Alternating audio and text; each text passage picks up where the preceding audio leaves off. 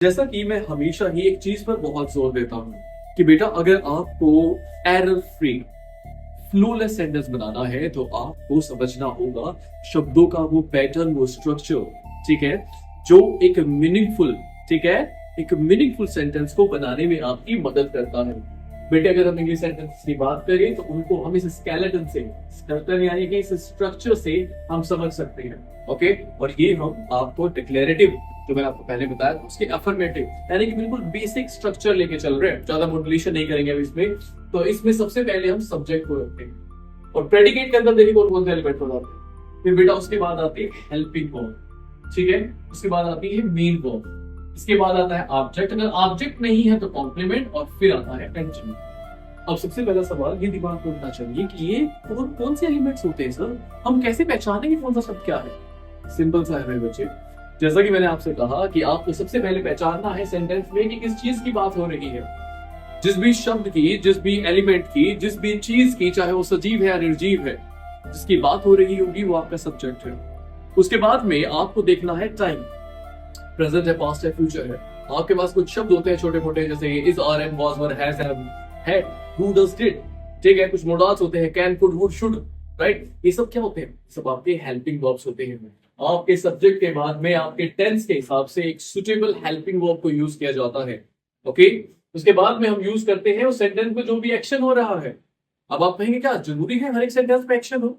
नहीं बेटा, जरूरी नहीं है कि हर एक सेंटेंस में एक्शन हो। कुछ सेंटेंसेस में हम स्टेट्स की, स्थिति की, परिस्थिति की बातें भी करते हैं। जैसे कि मैं कहता हूं आई एम ए टीचर, यहाँ पे कोई भी एक्शन नहीं है, यहाँ पे परिस्थिति की बात की जा रही, परमानेंट सिचुएशन की बात की जा रही। लेकिन आपको ये समझना होगा कि मैक्सिमम सेंटेंसेस में जहां पे एक्शंस होते हैं उसकी प्लेसमेंट कहाँ होती है। ये हेल्पिंग वर्ब के बाद जो नेक्स्ट एलिमेंट आता है यही आपका मेन वर्ब होता है। अब ये जो है मेन वर्ब एक्चुअली में वो एक्शन है जो आपके सब्जेक्ट ने परफॉर्म किया है। ओके, ये वो एक्शन है इसने जो आपके सब्जेक्ट ने परफॉर्म किया है। अब जो भी एक्शन होता है बेटा उसका प्रभाव किसी पर तो पड़ता है।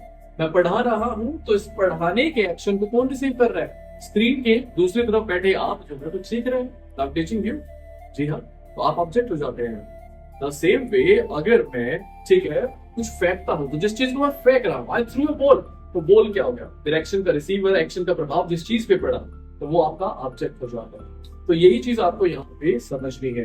ये ऑब्जेक्ट का मतलब मेरे बच्चे हो जाता है वो चीज जो चीज सब्जेक्ट के द्वारा किए गए एक्शन से प्रभावित होती है।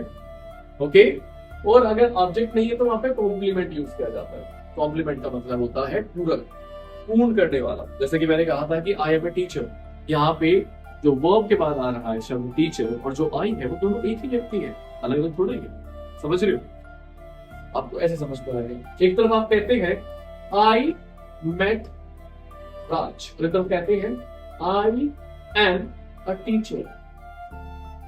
दोनों सेंटेंसेस में समझते हैं हम, बीच में वर्ब है, वर्ब से पहले आई है, लेकिन यहां वर्ब के बाद जो आ रहा है, क्या आई और राज दोनों एक ही व्यक्ति है? आप बताइए, कमेंट बताइए मुझे।